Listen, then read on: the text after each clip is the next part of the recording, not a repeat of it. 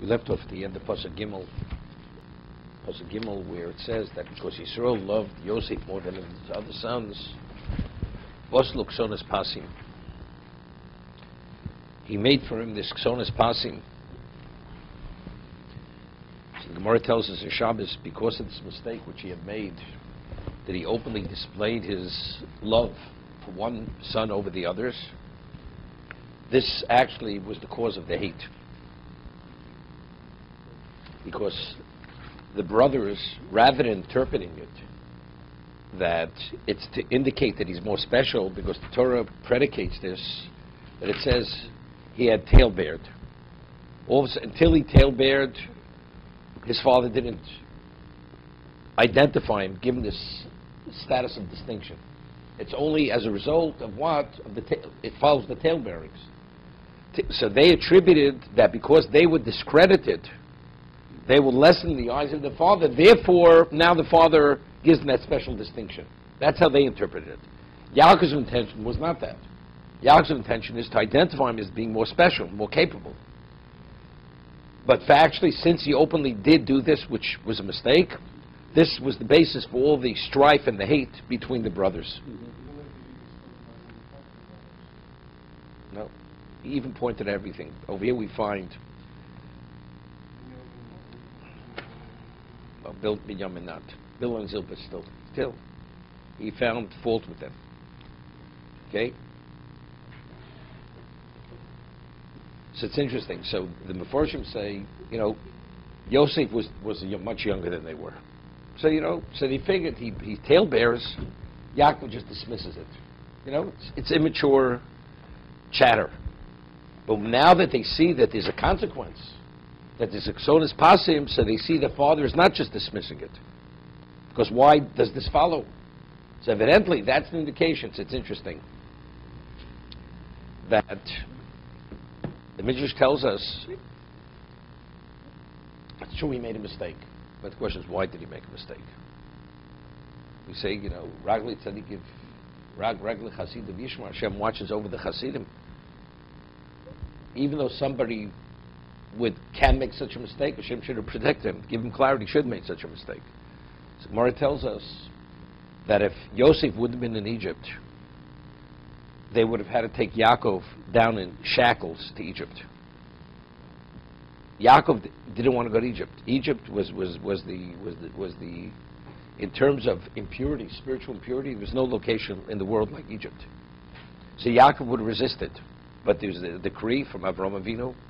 Hashem says that was the covenant between the parts, that ultimately you'll be enslaved, you have to go there. So what happens if Yaakov resists? They'll put him in shackles, they take him in shackles. So to bring Yaakov in a more respectful state, Yosef went, became the viceroy. There was a famine, so on and so forth. Therefore, he was drawn there. So the reason why he lacked this clarity now wasn't because he wasn't a chosid. It was out of respect for him, that he should be taken in a more respectful way. No, he had to be punished. That's serpent. Yosef could have gone there differently. He could have known that he was alive, whatever it is. The reason he didn't know he was alive because he had to suffer. That's because he denied his own parents 22 years of kibbud avim. So that was the measure for measure.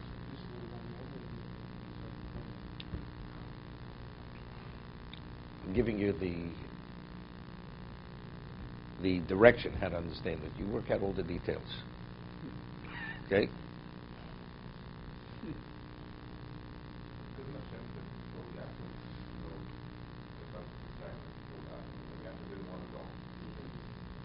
Still, he would have resisted. So you have to understand, if he told him, does he have a choice? He has to go.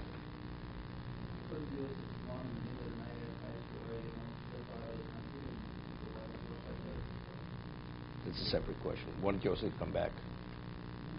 Because he knew he had to be there. The mashgiach, he could sneak out, but is the restaurant kosher? It's not kosher once the mashgiach leaves. Okay, but you could have snuck out. No, nobody would have known. You would have gotten your paycheck. Okay, but you have a responsibility to stay there. I always answer people at their own, what they can appreciate. Okay. So now, because the ksonas pasim followed the tail bearing, so they attributed The distinction, because they were discredited. And therefore it says, Vayiru Echov ki osa oav aviyam mikol Echov. So they took this as an indication that he loved him more than all the other brothers. Vayishnu osa. And that's why they hated him. They could not speak to him in a peaceful state. I mean, there was conversation. Let's see Rashi. Pasim. Loshin kli milas, something made of satin. Well, karpas utcheles, kmoksones pasim. The Torah amnam medja godo al shem tzarosov. Pasim is an acronym which alludes to all his tzoros. Well, what's the tzoros? All his suffering. Firstly, the pei shnimkel of Potifar. He was also Potifar. Ula sochrim. Uli shmelim. This is not in sequential order. Right? Potifar, Sochrim, Yishmelim, Najonim. The various people who sold a number of times before he finally arrived at his destination. What is it? It's a medrash. What's it saying? There's another word for satin. Did it have to say pasim? He made him ksonis milas. Let's say that would be the word. So why does the Torah use the word pasim? It's to allude that as a result of this, everything followed. But it's very, it's very good. It says that whatever he did in terms of tailbearing, it was mida keneged mida. Because he said they had taken a limb off a living animal, they dipped his coat in the goat's blood. Because he said they were involved in certain illicit sexual relations, his wife had his eye on her, so on and so forth. It's very good. He was heavy the bosamra, he tailbeared on them, and afterwards Osluk son is pasim. What was a consequence of that? Pasim. What's pasim? He said the children of the Pelagshim, of the concubines, like slaves. They call them a slave. You'll be a slave. So a direct outgrowth of that dibor is pasim. Is pei samach yud mem. That is a direct consequence of that. Right? That was an outgrowth of the dibor. Lo yachol daber lo shalom mitol kedusam lo manu shmochim. From their negative behavior, we learn something which is praiseworthy. What's praiseworthy? Sometimes you want to deceive another person. Outwardly, you act friendly, but inwardly, you're his enemy. They were open. They were openly hostile to him, so not to mislead him for a moment. So they saw clearly, so that was a demonstration of the midas ha'emes. It's interesting. I mean, Yaakov's midas emes, right? But yet when he dealt with Lavan, he said, what did he say to Rachel when he first came? I could be as deceitful as he is. He wants to act honestly, I'll act honestly with him. And Rashi cites the pasuk in Tehillim that with the honest person you act with honesty, and with the dishonest person you act with dishonesty. And over here, they didn't speak to him. They were openly hostile to him, right? Because here we're not talking about a question of deceit. There, the only way Yaakov would have been able to survive, if Lavan is deceitful, he has to be deceitful. There may come a time he'll have to be deceitful, like we see when he fled. Did he inform him? He didn't inform him. But it's interesting. Why was Lavan so enraged after Yaakov fled? He was enraged to the point he wanted to kill him. So what does he go? He says to him when he finally catches up to him, he says, you probably yearned for your father's household. That's probably why you left so suddenly. What do you have to say that? And the truth is, I'd want to kill you. And I could kill you, but the reason why I'm not, because Hashem says to just be careful. Just lay off. Right? That's what he says.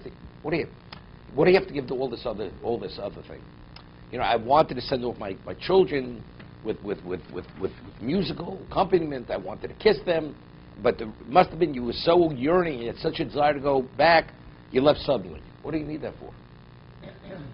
For Lavan was an expert in deceit. The closest thing to Lavan. How does Lavan, a man like Lavan, not sense Yaakov's plan to escape? It's not on the moment he escaped.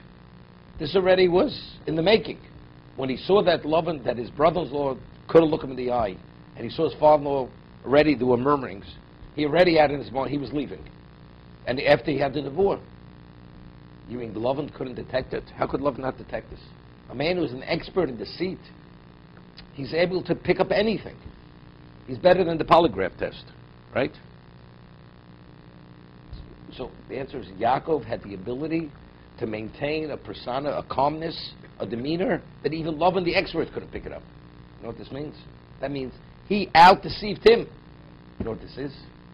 Here he's the expert. He was enraged. I mean, he pulled the wool over my eyes. This is something he couldn't tolerate. Therefore, he says, he had to come up with it. He says, the reason is he must have urined. That's the reason why you went left suddenly, whatever it may be. He had to come up with all this to put himself in a better position. He's supposed to be the expert, and here his innocent, pure nephew outmaneuvers him that he doesn't even know what's going on. That he couldn't deal with.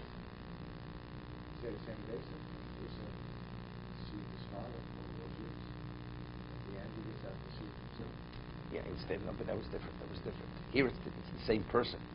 It's between the two of them. You think he's this innocent little nobody. He's waiting for that moment where he's going to come in for the kill. That's the way Lavan saw it. You know, all these years, innocent, pure, honest, and ultimately he's the biggest thief. He's a bigger thief than I am. You Al Capone. You know, I don't know how you deal with that. Yeah. Rabbi, the word shalom here doesn't seem it doesn't have a vav in it. Is there a reason for that? No, it's a good point.